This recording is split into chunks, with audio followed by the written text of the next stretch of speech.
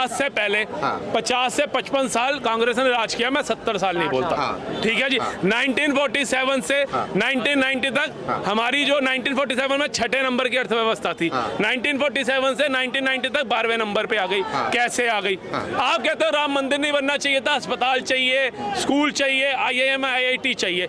आपके 1947 से टिल 2003 तक आपने कितने एम्स भारत को दिए? मात्र एक।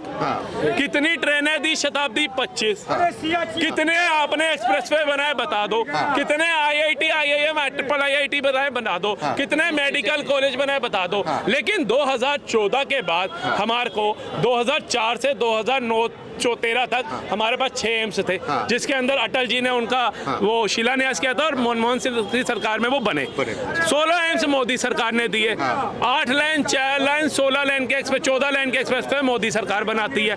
0 वंदे भारत थी 2014 से पहले, आज 41 से 44 वंदे भारत को दी जाती है, ठीक है जी। आज हमारे देश के अंदर जो गरीबों से जुड़े मुद्दे थे, जिनकी तरफ किसी सरकार का ध्यान नहीं था, चाहे वो शौचालय योजना हो, उद्यमी योजना, औषधि योजना हो, आवास योजना हो, स्वास्थ्य योजना हो, कृषि योजना हो, कृषि कल्याण योजना हो, कृषि सिंचाई योजना हो, मुद्रा योजना हो, सुकन्या योजना हो, बेटी बचाओ बेटी पढ़ाओ योजना हो, ऐसी तमाम योजनाएं सिर्फ 10 साल के अंदर मोदी सरकार लेकर के आती है, ठीक है जी। हमारे देश का अहम मुद्दा कश्मीर, जब भी वारदात होती थी UNO में जाकर के अटक जाता था। आज कश्मीर के मुद्दे को 2 मिनट में सोल्व करने का काम मोदी सरकार करती है। कश्मीर के अंदर इंसान पैदल नहीं चल सकता था, साइकिल पे चढ़ना छोड़ दो। आज जम्मू से कश्मीर तक ट्रेन चला दी जाती है।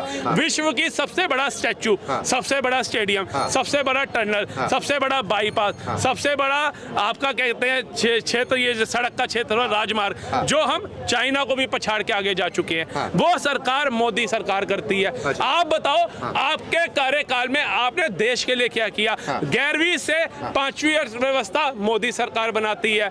जर्मनी और जापान को पछाड़ के 2027 तक का टारगेट देती है, तीसरी सबसे बड़ी अर्थव्यवस्था का। मोदी के कार्यकाल में सेंसेक्स और निफ्टी सब उछाल मारते हैं। आपके कार्यकाल में ये सब चीजें कहाँ थी? हर जगह, चाहे कोई राज्य हो, कोई पिक्चर हॉल हो, कोई ट्रेन हो, कोई ऐसी जगह जहाँ बम नहीं फटते थे। आज एक राज्य, एक रेल, एक होटल बता दो जहाँ बम फटाओ। हमारी सेना को पत्थर मारने वाले पत्थरबाज हमारा शौर्य है, वो गायब हो जाते हैं मोदी सरकार में। हमारा तिरंगा जलाया जाता था, आज गर्व से लाल चौक पे लहराया जा रहा है। किसी की हिम्मत नहीं है एक आवाज उठा दे।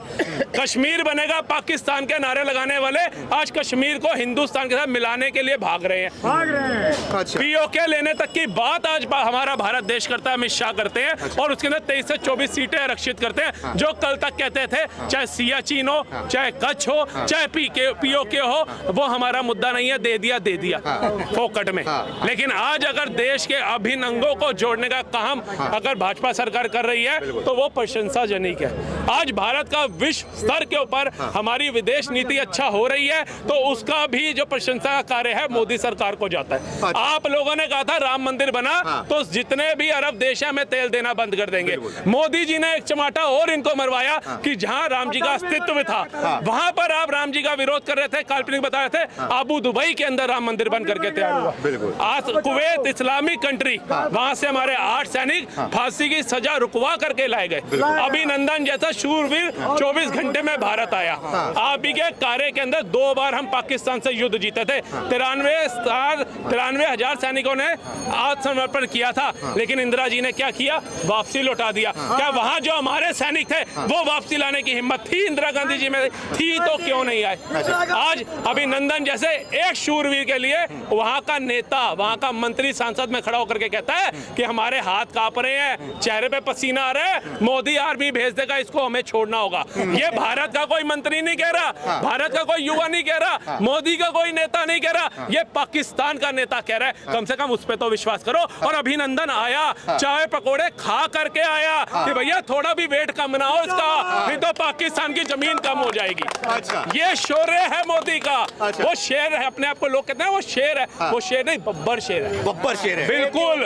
आज आप बताओ, आज से पहले हमारे मनमोहन सिंह जी वेल एजुकेटेड, बहुत सम्मानित व्यक्ति हैं, लेकिन वो पीछे रहते थे। किस संविधान के तहत, किस कानून के तहत? जब बाहर से कोई राष्ट्रपति प्रधानमंत्री आता था तो सोनिया गांधी जी उनको अटेंड करती थी और हमारा सम्मानित प्रधानमंत्री मनमोहन सिंह जी पीछे खड़ा होता था। किसने राइट दिया? आज हमारा प्रधानमंत्री आंख से आंख मिला करके बात करता है। F-16 दिया था इन्होंने पाकिस्तान को, अमेरिका ने F-416 खरीद के दिखाया मोदी ने, और ये कहता रह गया मत खरीदो। उन्होंने कहा तूने हमारे दुश्मन को F-16 देते हुए सोचा था जो हम सोचेंगे। इसने कहा रूस से तेल मत लेना। उसने कहा तू बोलता रहे, तेरी सुनते होंगे। और उसने रूस से रूबल में तेल खरीदा। आज ऑस्ट्रेलिया का पीएम अगर बोल रहा है मोदी इज अ बॉस, दूसरी कंट्री का पैर छू रहा है, ठीक है जी। पुतिन जैसे कह रहा है भारत को इतना बढ़िया प्रधानमंत्री मिला है जो कट्टावर फैसले लेता है, नहीं सुनता किसी की अपने देश के मामले में, तो आप उसकी प्रशंसा करो। कल तक आपके देश को जो ये बाइडन जैसे अमेरिका ना भिखारी कहता था, अनएजुकेटेड कंट्री कहता था, आज उसी के पढ़े लिखे सांसद एक ऑटोग्राफ के लिए ना तड़पते देखे हैं हमने। वो मान सम्मान जो बड़ा है भाई साहब हमारा बड़ा है, हमने मोदी को गद्दी पे बिठाया है, मोदी अपने आप नहीं बैठा। अगर कोई कह रहा है मोदी इज अ बॉस, सम्मान हमारा बढ़ रहा है।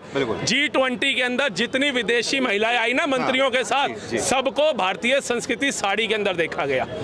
जितने गावर समझते थे हम सुपर पावर हैं, सारे नंगे पैर चलते हुए हमने राजघाट पे देखे। ये पावर है मोदी की कि भारतीय संस्कृति सबसे पहले है मेरे लिए।